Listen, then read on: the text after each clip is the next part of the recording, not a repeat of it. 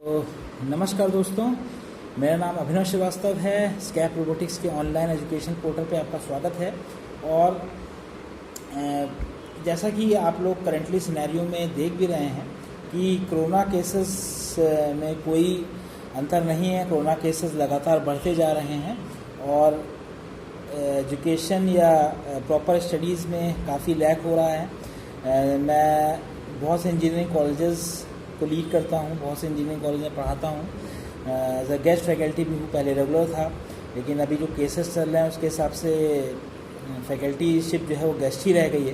तो जब मैं जाता हूँ बहुत से कॉलेज में तो बहुत कभी बच्चे नहीं हैं या कभी अगर विज़िट कोई कॉलेजेस का भी अपना ऑनलाइन पोर्टल्स हैं उस पर भी मेरे लेक्चर्स या वीडियो शेयर होते हैं।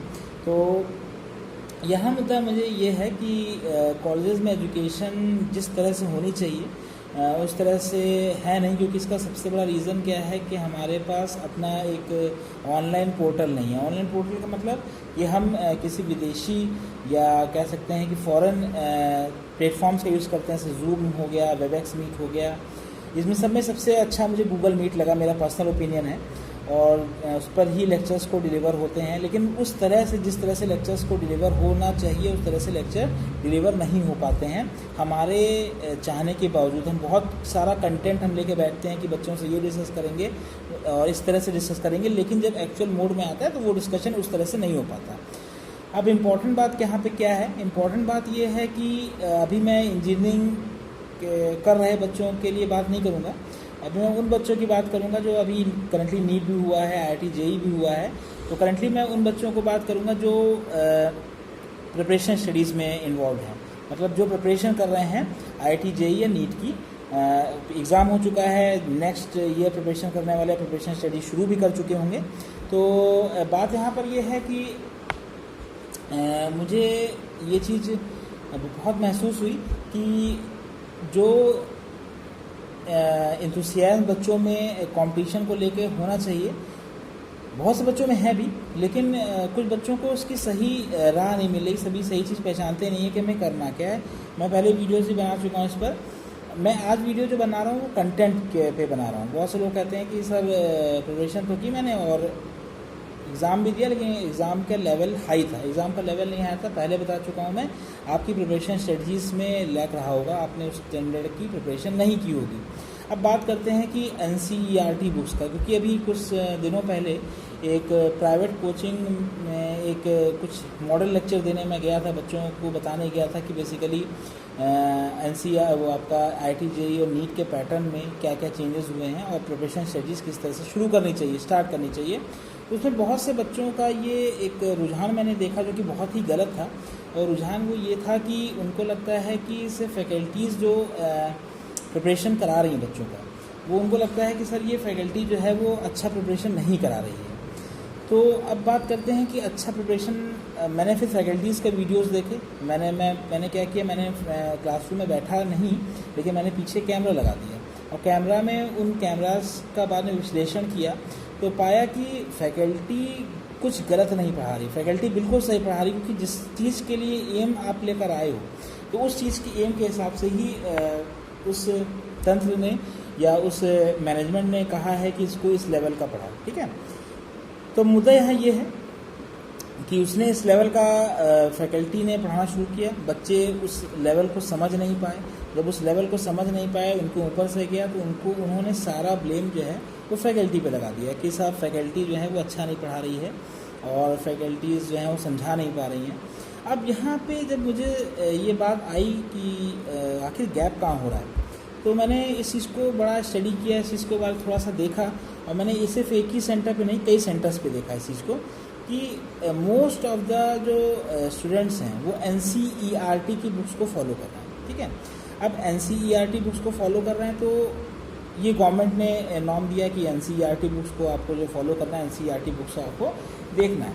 अब समस्या ये है कि गवर्नमेंट ने ये नॉर्म तो निकाल दिया, क्योंकि इससे पहले आपको 2003 तक NCERT बुक्स का कोई नामो निशान नहीं था। इसका रीज़न क्या था कि NCERT बुक्स में जो उसका लेवल होता है एनसीईआरटी बुक्स का, वो काफ़ी लो लेवल की बुक्स होती हैं। मतलब इसको आप घृणा की भावना से मैं नहीं कह रहा हूँ, ये है कि हमने अपने इंटरमीडिएट में जो बुक्स पढ़ी हैं वो नूतन फिज की पढ़ी हैं। नूतन फिज जो नगीन प्रकाशन की शायद आती थी, और उसके बाद एस सी वर्मा पढ़ी, और उसके बाद फिर बहुत सी रेनाउंड बुक ऑथर की बुक्स पढ़ी, जैसे कि डी एस माथुर हो गई मैकेनिक्स के लिए, ठीक है, ऑप्टिक्स के लिए अजय घोतक हो गई। तो इस तरह की बुक्स हमने पढ़ी, और इस तरह की बुक्स पढ़ के हमने एग्ज़ाम्स दिए, और हम लोग के एग्ज़ाम्स काफ़ी क्वालिफाई भी रहे इसी वजह से।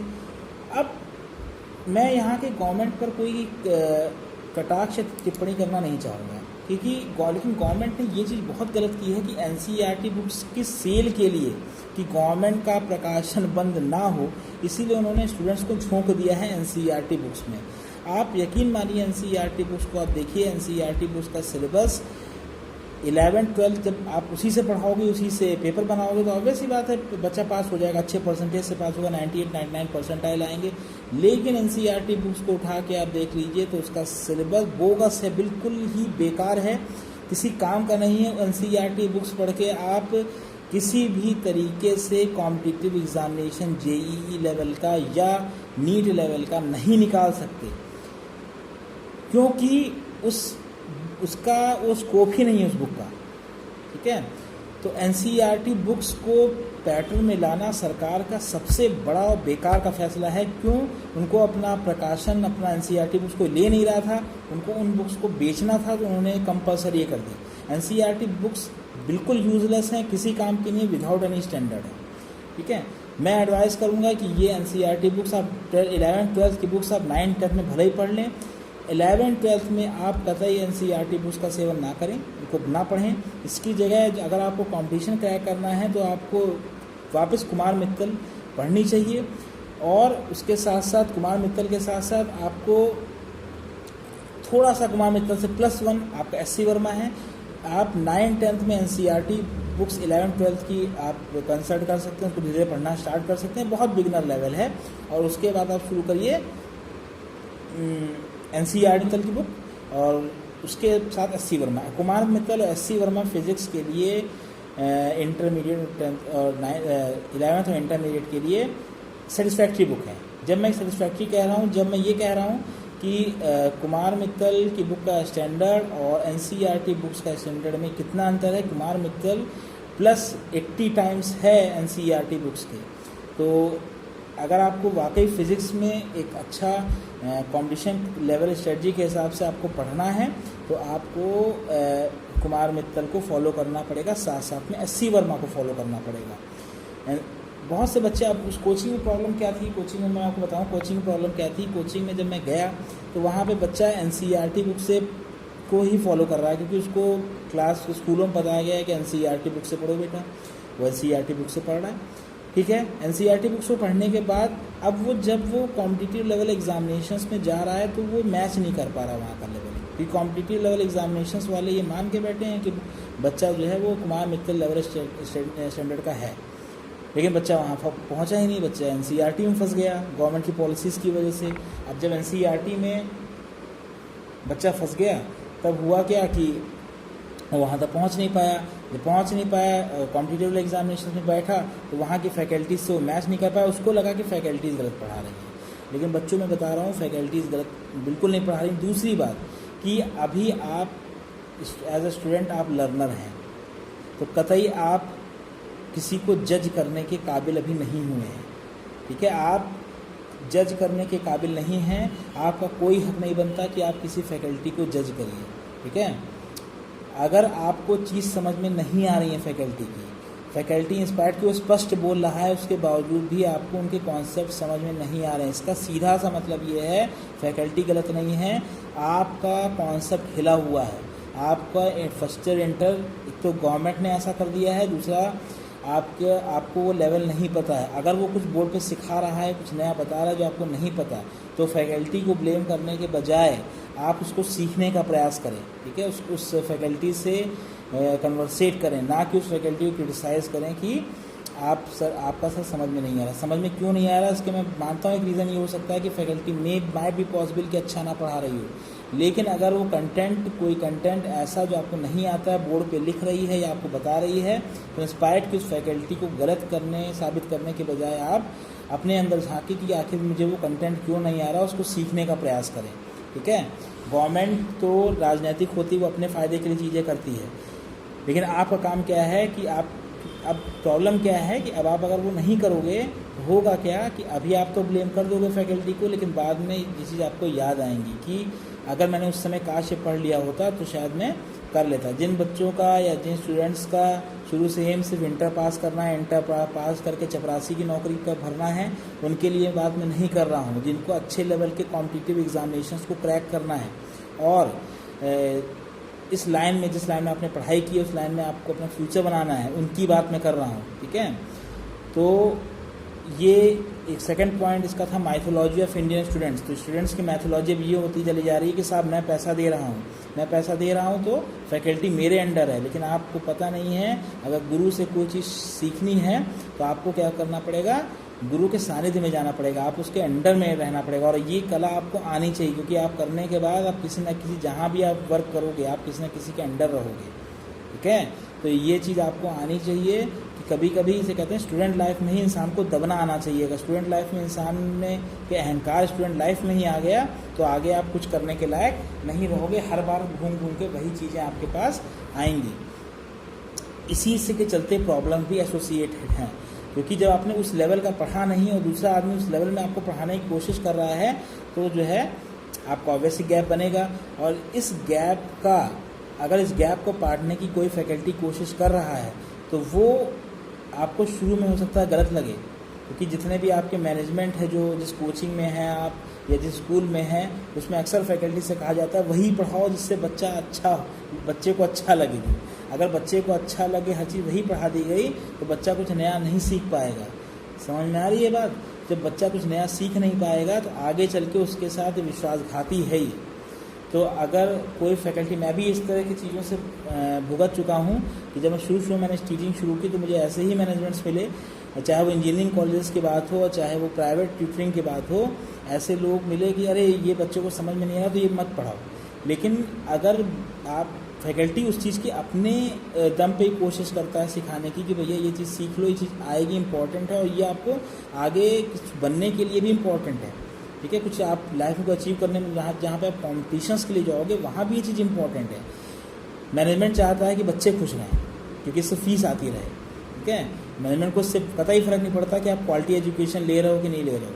हमारा स्कैप रोबोटिक्स सेंटर इसी चीज़ के लिए जब मैं दर्जनों भर ऐसे इंस्टीट्यूशंस में काम करके आ चुका हूँ, इंडस्ट्री से भी जुड़ा रहा हूँ, तो मैं जानता हूँ कि हर जगह कस्टमर को सेटिस्फाई करने की कोशिश होती है। मैनेजमेंट के पार्ट से, इंडस्ट्री के पार्ट से किसी कस्टमर को सेटिस्फाई करना अलग बात है, लेकिन एजुकेशन में अगर कस्टमर और ओनर की रिलेशनशिप रही तो बड़ा खतरनाक हो जाता है। जो कस्टमर, वहाँ पे अगर ये पॉलिसी आप लगाओगे कस्टमर को सेटिस्फाई करना, मतलब स्टूडेंट को सेटिस्फाई करना है, तो वो फिर अलग चीज़ हो जाएगी।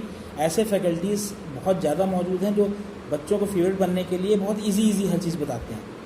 ठीक है, और बच्चों को लगता है कि सब कुछ समझ में आ रहा है, बहुत बढ़िया, लेकिन जब वो लाइफ में आगे बढ़ते हैं तो चलता है वो चीज़ गलत है, क्योंकि वहाँ तक वो पहुँचे ही नहीं, वो स्टैंडर्ड ही नहीं पहुँचा।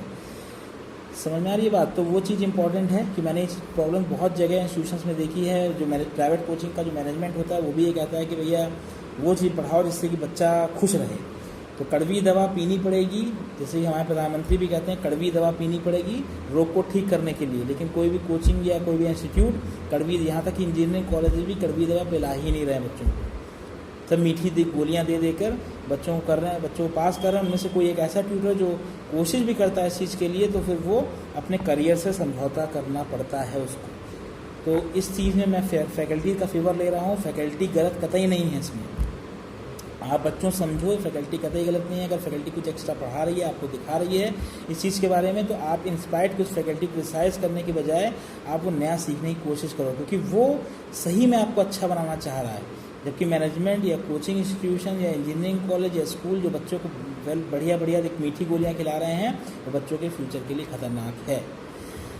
अब इस गैप को ब्रिज कैसे किया जाए, ये इंपॉर्टेंट बात है। तो मैंने आपको बुक्स की स्ट्रेटजी बताई है कि एक लेवल तक नूतन फिजिक्स आप अगर आप 9-10 में हैं तो एनसीईआरटी फॉलो कर लीजिए फर्स्ट से इंटर के लिए, अगर आपको फिजिक्स और पीसीएम की तरफ जाना है, पीसीएमबी की तरफ। और अगर आप इंटरमीडिएट पहुंच चुके हैं तो आपको एससी वर्मा और नूतन फिजिक्स ही लगानी पड़ेगी। NCERT is a bogus book, किसी काम की बुक वो नहीं है।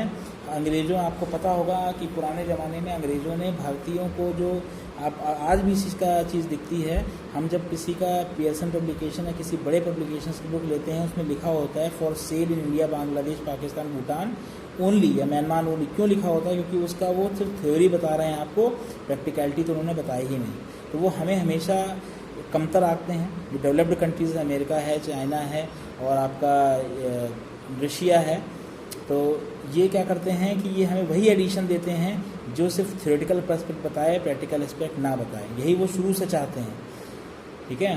तो ये इसलिए इस गैप को ब्रिज करने के लिए अभी तक किसी सरकार ने इस चीज़ की तरफ ध्यान ही नहीं दिया, ना ही इसको कभी तवज्जो दी है। तो ये चीज़ बहुत एक ऐसी चीज़ है जिसके लिए मैं कितनी बार भी कहूँ, कितनी बार भी करूँ, जो बड़े लोग हैं वही, जो बड़े ओहदे पे बैठे हैं वही चीज़ के बारे में नहीं सोच रहे हैं, तो वो बेकार है। सब सिर्फ मंदिर मस्जिद बस यही सब, और सुशांत सिंह राजपूत का केस, बस दुनिया भर की ये फालतू बकवासी इंडियन चैनल्स भी दिखाते रहते हैं।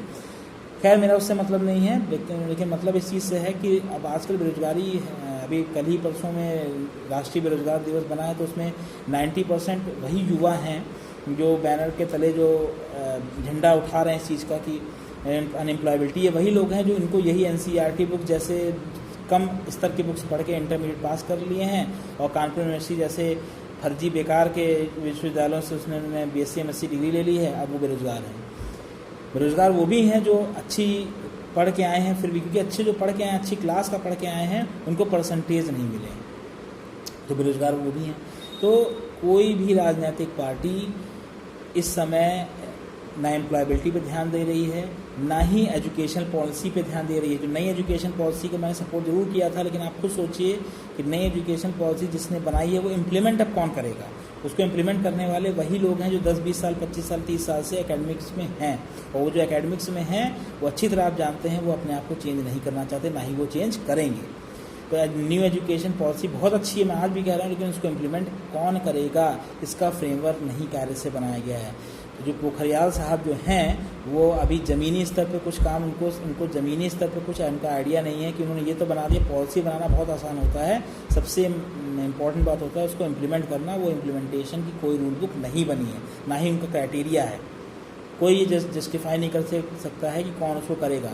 कोई ये कह देते हैं, तो अगर आप उनका एक सेमिनार अटेंड करिए तो पता चलेगा वो कितने पढ़े लिखे होते हैं। मैं सबकी बात नहीं कर रहा हूँ, मोर देन 70% की बात कर रहा हूँ। उनको सिर्फ मैनेजमेंट कार्य करना आता है, ठीक है। और 80% वाइस चांसलर तो ऐसे बने हैं जो सिर्फ जो है इधर उधर करके बने हुए हैं। नाम नहीं लूँगा, ये आप अच्छी तरह जानते हैं इस चीज़ को। तो इम्पॉर्टेंट बात यहाँ पे ये है कि आप एनसीईआरटी बुक्स एक रद्दी बुक कैटेगरी है, इसको कतई फॉलो ना करें। इसकी जगह जो हम लोग के ज़माने में जितनी एजुकेशन पुराने हम लोग ने जितनी एजुकेशन है, हम लोग से पहले जितनी एजुकेशन सीखी उतना ही बढ़िया एजुकेशन सीखी, आगे की एजुकेशन इतनी ख़राब होती चली जा रही है, ठीक है। इसी मैसेज के साथ कि मैंने जब ये गैप देखा बच्चों का, कई कोचिंग्स में बच्चों से मिला भी, तो मुझे पता चला कि जो है प्रॉब्लम कहाँ आ रही है। प्रॉब्लम फैकल्टी और स्टूडेंट की कम्युनिकेशन के बीच डेवलप कैसे हुई? वो डेवलप इसलिए हुई क्योंकि पुराने जो सिलेबस के हिसाब से जो बुक्स चलाई जा रही हैं वो रद्दी बुक्स हैं, ठीक है, एनसीईआरटी जैसे कि। तो उन बुक्स की अपेक्षा आप ऐसे क्वालिटी बुक्स पढ़िए, तभी आपको आगे का रास्ता आपके लिए अग्रसर होगा। तो इसी मैसेज के साथ मैं अविनाश श्रीवास्तव, स्कैप रोबोटिक्स सेंटर का ओनर, आपसे अलविदा लेता हूँ। बहुत दिनों बाद वीडियो बना रहा था, मैंने सोचा इस प्रॉब्लम को उजागर करना बहुत ज़रूरी है। और इसके साथ धन्यवाद।